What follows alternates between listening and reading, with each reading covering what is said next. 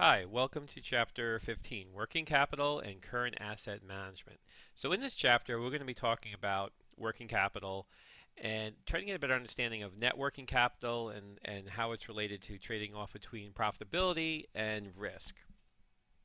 We're also going to talk about the cash conversion cycle, uh, its funding requirements, and strategies that managers have in dealing with their cash conversion cycle.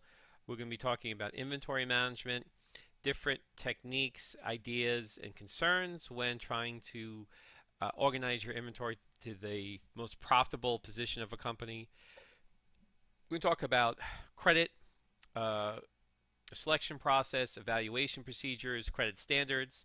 We're going to look at cash discounts and other terms of credit and credit monitoring. We're going to talk about the management of cash receipts and disbursements, including float, collections, payments, um, cash accounts, and investing in marketable securities. Okay, so let's start off with net working capital.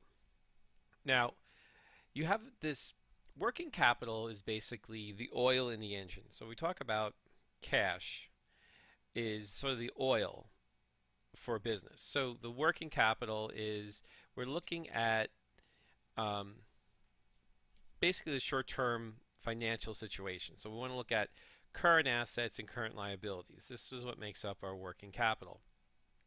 So in the current asset area, we have inventory, accounts receivable, marketable securities, and cash. And in the current liabilities, we have notes payable, accruals, and accounts payable. The key thing here is current assets and liabilities are the main idea here is that they're very liquid, and typically for liabilities, there's less than a year before their due payments are due. So typically, current liabilities are more due within a month or 2 months, that type of time frame. Um, Now, in order to increase working capital, we want to do things like minimize the financing costs. We want to increase the um, the liquidity of our assets, our current assets, and we also want to minimize the amount of funds that we're tying up in working capital. So you can kind of think of working capital uh, like the inventory, the food inventory you have in your kitchen. So if you go out and buy 6 months worth of food, you could see that that's going to tie up a lot of money, and it might be more economical just to buy a week's worth of food. So if you have enough cash to buy a week's worth of food versus using your credit cards to buy 6 months worth of food, you could see the dilemma here.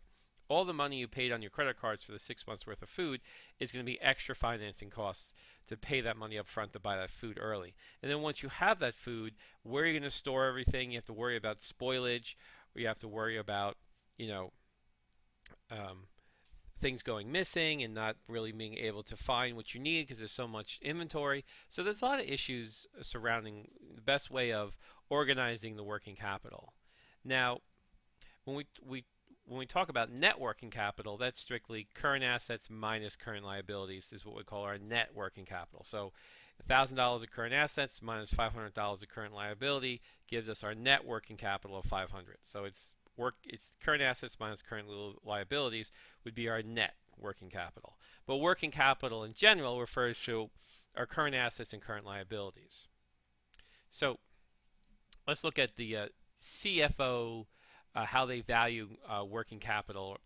Now, they did a survey, this is detailed in the textbook, of CFOs from firms around the world suggesting that working capital management is one of their most important functions or priorities to work on. And 19 different among 19 different possible financial functions, CFO surveys viewed working capital as equally important as capital structure, debt insurance, and management, bank relations, and tax management. So working capital is a big issue and one of the top priorities of CFOs. So they view the performance of working capital management as only being better than the performance of pension management. Now, so that's saying that pension management is very important, but they also performance of pension management, meaning getting higher returns, is very important. But working capital, the performance of your working capital money is also equally important. So it shows you what level of importance CFOs place on working capital. That it has a high value, and I mean, it's not an activity that's a lot of fun. It's a daily task that you need to keep on top of, um, but it's really needed for a company to stay financially profitable. And just like your life, if you think of your working capital management, if you're trying to manage the cash you have for the money coming in, the money going out, and what you need to buy in between, you know how it's a daunting daily task that, if done well, can mean saving a lot of money or having a lot of extra cash around. So let's go back to net working capital. So, like I said before, we have our working capital, which is, represents current assets, um, and it's, how this money is distributed or utilized in the company. And the net working capital, like I said before, is the difference between current assets and current liabilities. And we want this to be positive. We want to have more current assets than current liabilities to be more solvent. Now, there is a trade off in profitability and risk. So, there's a relationship between revenues and costs that generated by the firm's use of the firm's assets. So, both fixed and current costs can be productive. So, a firm can increase profits by increasing revenues or decreasing costs. So that's a basic setup for profitability. If I can increase my revenue or decrease my costs. So if you manage your capital money or your working capital better to reduce costs, that will increase profits.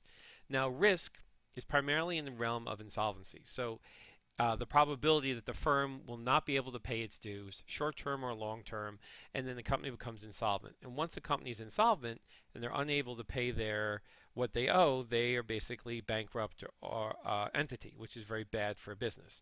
So what we want to do is we want to be as profitable as possible, but we don't want to take on a huge amount of risk. So there's an optimization of profitability and safety that a company can reach in how they're going about their business to make sure that they're as profitable as they can be while not sacrificing the too much risk in what they're doing to increase their profitability. So if we're talking about the change in ratio, so if we look at this would be the current ratio, current assets divided by total assets. I'm sorry. Um, the current ratio is actually current assets divided by current liabilities. But in this ratio, current assets divided by total assets, if this ratio changes, if it increases, so if the change in the ratio is an increase, meaning that we're having more current assets in relationship to total assets, that would be an increase, it's going to decrease profits. Why would that decrease profits? Well, say we're increasing our inventory, which is a current asset. We have to spend money to increase the inventory. And increased inventories, as I explained before, come with additional costs of storage, of spoilage, of obsolescence. So it has an effect on reducing profits. And increasing the current assets may also trigger more borrowing or cost of borrowing. So the effect is a decrease on risk, because if we have more current assets, then we're at less risk to be insolvent. And this could be a fact of just, we don't have to buy inventory, we could just be increasing our cash. So if we're increasing our cash, this could be an effect on profits because we're not using our cash to make other investments, or we're not using our cash to pay down debt. So if we're increasing our cash, this could be also a decrease in risk. Now, if this ratio decreases, the profits will increase for just the exact opposite of before, because we are reducing the amount of our current assets, inventories and receivables, which will help increase profits. And if we do this, we're also going to be increasing risk because we increase the chance of insolvency. Now, if we look at the current liabilities divided by total assets, if current liabilities increase, that's going to have an increase in the effect of profits, because it means that we are borrowing money in a current sense, which is less expensive than in the long-term sense. This is also sort of true with the current assets. As we increase current assets, that is going to have an overall effect as far as where we're pulling that money from. But going back to the current liabilities, the total assets, if we're increasing the liabilities, it's going to increase the profit because we are borrowing money at a lower cost rather than borrowing money at a higher cost at a higher interest cost. But it's going to increase the risk because typically current assets are we can't always get them when we need them. So we might not always be able to buy in the short term. So if we allocate our cash mix that most of our borrowing is short term, which increases current liabilities, we may not always, there could be a credit crunch. We may not be able to get access to that short term debt. Where long term debt is locked in for longer periods, it's less risky. So if this actually decreases and we're using less current liabilities, maybe more long term liabilities in relationship to assets, so overall the current liabilities decrease, that's going to have an decreasing effect on profits as we're using more costly long-term debt. But it's going to have a decrease on risk because the long-term debt will be locked in and we won't be so dependent on banks to get that money at a later date. Okay, so over the past 15 years, let's look at the medians for U.S. manufacturing companies. So we see that the current assets to current to total liabilities has been pretty steady. So what has changed? The actual inventory to total assets have declined, while the cash to total assets have increased. So even though the median current assets to total assets hasn't changed much, inventories have typically declined as more companies have utilized software and computer systems and better ideas of conserving inventory. At the same time, companies have been holding more cash to offset risks. So even though the total mix hasn't changed much, the way what the companies are holding the current assets has changed, whereas inventories have increased, but cash has increased. So when we're talking about cash, it's important to think about the cash conversion cycle. So the cash conversion cycle is really what's the length of time the company is going to be going to require to convert their business activities to cash. So the business invests in operations and production and selling products. How long is that cycle from when we make those investments to receive the cash associated with those investments? So we have a what we call operating cycle. So this is the time from the beginning of the production process to the collection of cash from the sale of the finished goods. So this is the biggest range. So we measure this by looking at we take the average age of the inventory, which we call AAI, and we add to it the average age or the average collection period. And together that becomes the operating cycle. So increasing speed lowers working capital. So a firm can lower its working capital if it can speed up its operating cycle. So if you could speed up to the point where you're collecting cash, it's going to lower the need for your working capital. So for example, if a firm accepts bank credit, like a Visa card, it can receive cash sooner after the sales transaction than if it has to wait for the company to pay us in accounts receivable. So basically, if we're accepting credit cards, we'll get that money within a couple of days, but if we let customers pay an account, then we might have to wait for them to pay us anywhere from 30 to 60 days. Now, there's one drawback is that the Visa takes a fee of the total transaction, where accounts receivable, you get the full amount. However, if they're using the credit card, you're guaranteed of getting a payment, and if it's accounts receivable, there's a chance they may not pay you at all. So there's a difference in cost and in risk in speeding up the cycle. So how do we calculate the cash conversion cycle? So in the process that a normal business will do of producing and selling a product, it includes the purchase of raw materials, which results in an increase in accounts payable. So the time it takes to pay the accounts payable, so when we buy something on account and then we actually pay a check to pay them off at a later date, we want to look at that average payment period. And so the operating cycle less the average payment period yields the cash conversion cycle. So if we want to know how, the cash conversion cycle, we take the OC and then we minus the APP, which we talked about previously. Now we can kind of substitute the operating cycle. We can see that the cash conversion cycle has three main components if we break it out a little bit.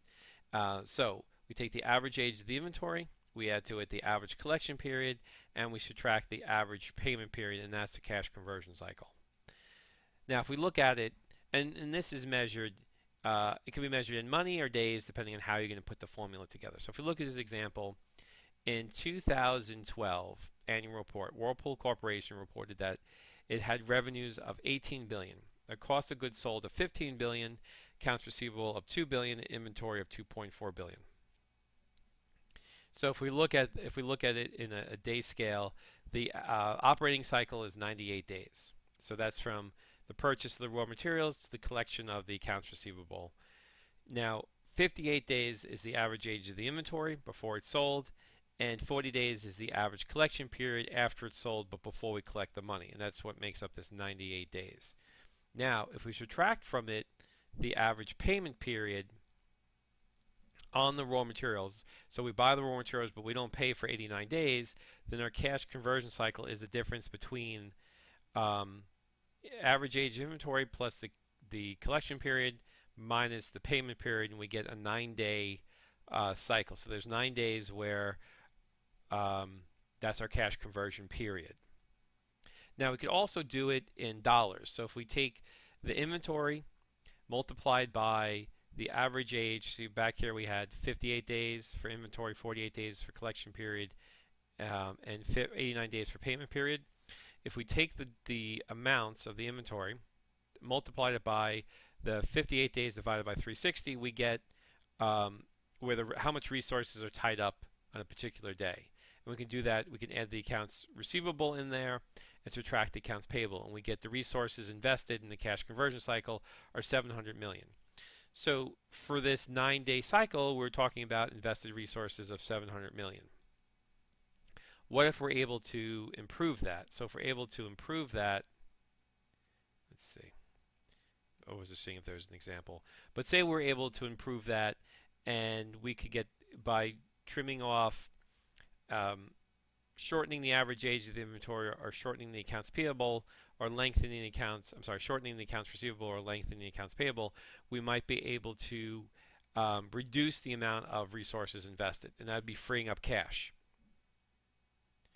So for example, if we got inventory down to 2 billion,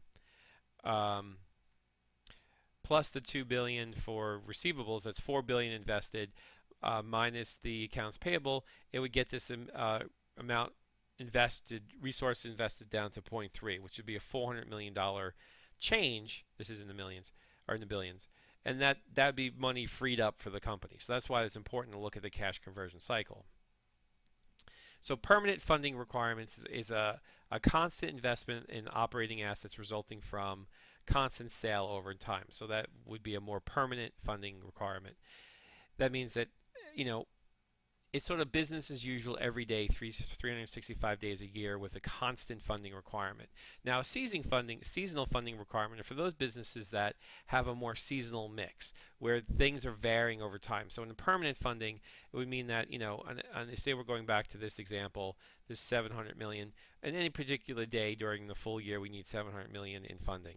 But in the seasonal requirement, things might change. So if we look at this example, so this company holds 50,000 in cash and marketable securities, 1.2 million in inventory, and 750,000 in accounts receivable.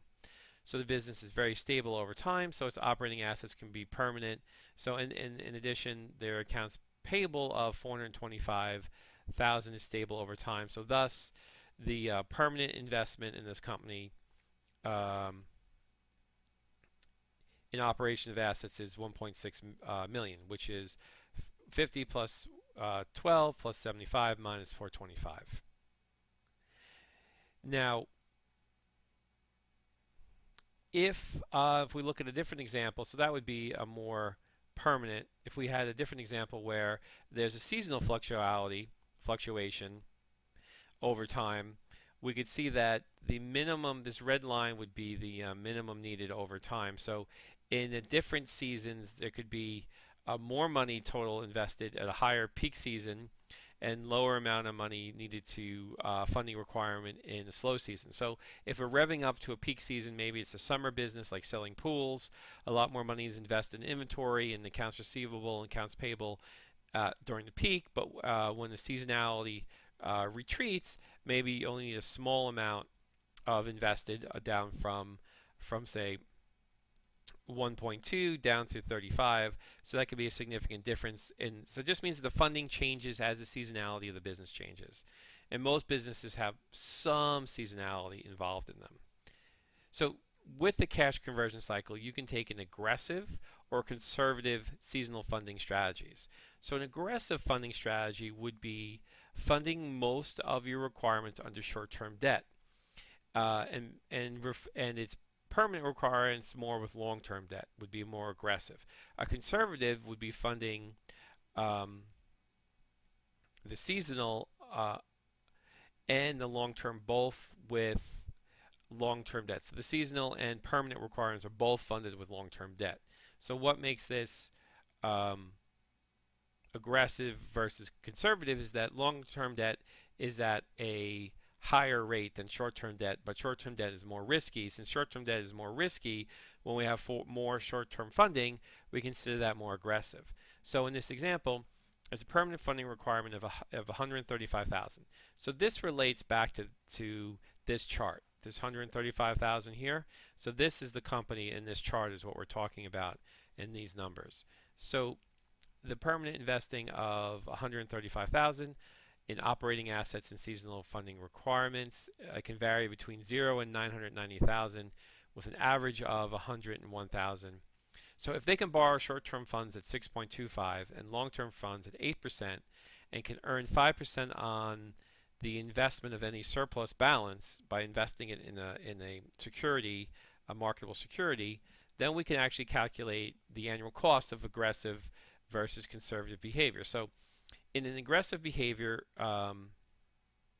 we're funding some of the funding through short term, and the cost for short term is 6%, but a bulk of the funding we're and a lot of the funding goes through long term, but we have a mix between short and long term, which have two different costs.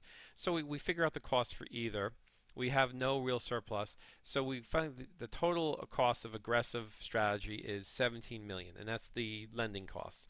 And since we're using more short term, more short term than we would in the conservative strategy, we have higher costs.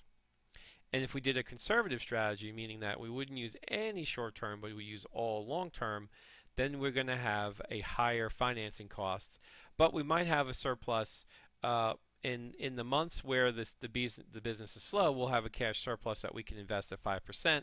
So if we take the difference between the long-term funding, some money we'll get back because some of that long-term funding is not always needed, and we can reinvest in marketable security. We get a conservative cost of 45 million. So you can see that the aggressive strategy is a lower cost but higher risk, and conservative is a higher cost but a lower risk. So companies have to do with what they feel comfortable doing. So what are some strategies for managing the cash conversion cycle? So the goal ultimately is to minimize the length of the cash in the conversion cycle. So we want to minimize negotiated liabilities, and the goal is to realize through different strategies. So one, we could turn over inventory more quickly, hopefully without having any stockouts or lost sales. So we want to make inventory as efficient as possible. So reducing the amount of inventory will reduce the cash conversion cycle and the cost of carrying and holding the inventory. So we want to, but we don't want to reduce the inventory to the point where we can't fill customer orders or we're losing sales. So it has to be something where we're satisfying all the customers, but yet still minimizing the size of the inventory by turning it faster. Collecting of accounts receivable as quickly as possible without losing customers by pressuring them too much or having terms that are less competitive. We could manage the mail better. So the processing, the clearing, reducing the collection times, maybe encouraging the people to pay directly online or pay through credit cards, so less of the payments are going through the old snail mail system. And also pay accounts payable as slowly as possible.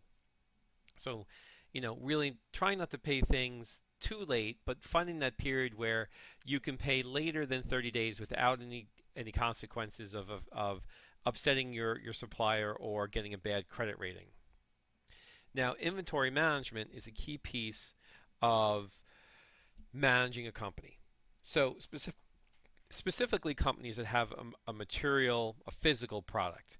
So there are different viewpoints on what's appropriate, more appropriate inventory levels to hold. So you want to find that, an experienced manager will know exactly the best levels of inventory to hold. So commonly, um, we want to be able to keep finance happy, marketing and manufacturing, and purchases managers happy with um, some limits we put on the inventory. Now, purchasing managers like to buy a lot of inventory because they are place big orders because they get a cost reduction on the size, the volume of the order, and it also makes it more efficient that they place an order twice a year rather than 12 times a year. So production managers, purchase managers rather, they want to buy big and less often. So there's sort of that Costco mentality. Let's go in and let's buy 50 rolls of toilet paper at a reduced price, and we only have to buy this once or twice a year. But that could bloat the inventory and create other costs for us. So for manufacturing, their idea is let's always have everything we need in stock without a chance of running out of anything. So sometimes the manufacturing side, they want to just make sure they have all the inventory they need at all times. Marketing wants to have an inventory of products they can sell. They want to be able to have enough products in case something really takes off or advertising campaign works. They don't want to run out of products for sale. So you can see that the marketing managers, the manufacturing managers, and the purchasing managers all want bigger inventories. But the finance manager wants a smaller inventory. They want to lower inventory levels and keep them as low as possible because that's going to ensure that the firm's money is not being wasted in excessive inventory, is not being tied up in inventory. Now, of course, the marketing manager, like I was saying before, large inventories of finished products are good for them because then they don't really have to worry about any stockouts. But large inventories are bad for the company because what if something becomes undesirable or obsolete or just not there's something about it that we have to make a newer version, say with electronics, maybe it's just too slow or out of date. So holding big inventories can be a problem. Now the manufacturing manager, of course, they want to be able to have a production schedule that they can produce their finished goods without delay. So they want to make sure they have all the raw materials possible. So a lot of times they want a bigger inventory. And of course, the purchasing managers really they're just worried about the raw material inventories, but they also want to minimize their ordering time and costs and get the best price possible. So there are some techniques that you can use that businesses utilize to help manage inventory. And I myself worked as an inventory manager for a number of years, and a cost accounting manager, and a financial accounting manager. So I'm familiar with um, all of these areas of working capital. I spent a good portion of my career managing and working in the working capital areas. I started out in accounts receivable, and I went into costing and inventory control and management. So, and even work closely with purchasing. So I'm aware of, what works, what doesn't work, and the ABC system works for some companies. And this is companies that maybe like electronic companies that have inventory that can be classified as, you know, the A group, which is the most expensive inventory, and volume wise it may only represent 20% of the total inventory, but dollar wise may represent 80%. So this is the items that are high cost, a high um, importance that you may want to keep better control over and check them more regularly and inventory them monthly and just have a better eye on where they are, how much you have, and manage them as best as possible. Then you can create a group B, which are sort of the middle level inventory items that you do want to keep an eye on, but it's not your biggest concern. And then you have your group C, which are like the small stuff that you really doesn't cost a lot, you're not too worried about, and it is a small investment in the group C. So you treat inventory in three different levels, and each level has a different level of attention paid to it. Okay, so like I said, the A items are going to have more intense monitoring because of the dollar investment. So we're going to track them. Maybe we have RFID chips on them. Maybe we do weekly inventory or daily inventory on these items to verify the amount, the inventory level, and more accurately the reordering point. So for inventorying daily, we have a better idea of we can let the inventory get smaller if we know that we can get a resupply in 2 days. We can, keeping a better eye on the A group, we can ensure that we're only keeping as much as we need, and we are being as efficient as possible. In Group B, we'll check it not daily but weekly, and we'll keep an eye on the levels because they're not as big as a concern as A. And then Group C, they're not even, think of Group C like screws or nuts or some wire, things that are cheap, that are more of a commodity. And they sometimes companies would do. I worked with a company that had this 2-bin method where you have 2 bins. Once you exhaust one of the bins, you take that out, you move the second bin up front, and to reorder to fill the bin that emptied. So that way you have an easy method for keeping track of the inventory and always having it on hand. Now, a formula was developed called the economic order quantity. So the EOQ model.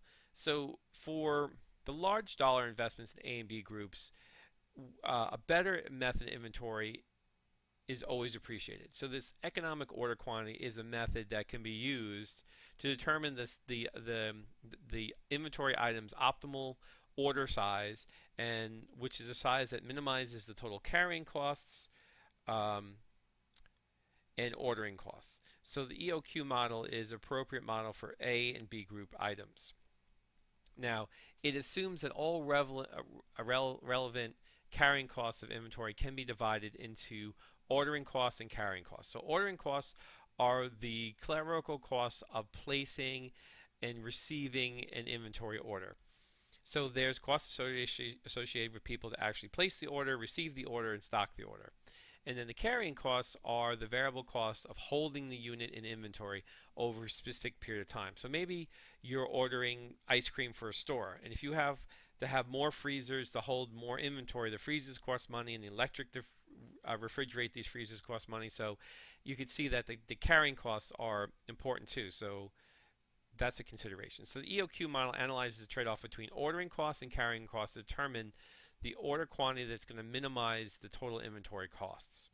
So we have these letters SOCQ. So the formula can be developed for determining the EOQ given these inventory information. So we know the usage in units per period, so how many units we use per period, the ordering cost per order, how much is the cost per order, the carrying cost per unit per period, how much is the cost to refrigerate the ice cream and store it in a refrigerator for a period, and the ordering quantity in units.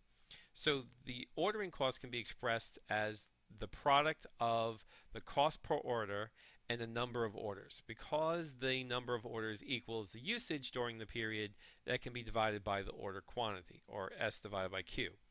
And the ordering cost can be expressed as following. So if we want to calculate the ordering cost, it's O, order cost per order, times the usage per period divided by the order quantity in units. And this would give us our ordering costs. Okay, so the carrying cost is defined by the cost to carry the item in the inventory per period. And a period could be monthly, quarterly, annually. You define a period. So multiply by the firm's average inventory. So the average inventory, which we discussed earlier, is the order quantity divided by 2. So we take the Q divided by 2 because the inventory is assumed to be depleted in a constant rate. Thus, the carrying cost can be expressed simply as C multiplied by Q divided by 2. And remember, we're talking about the C here, the carrying cost per unit per period, and we're going to multiply that by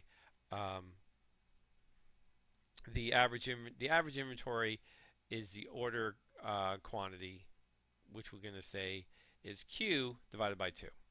So if we want the total costs, we take the carrying costs, the order costs, and we add that to the carrying costs to get the total costs. Okay.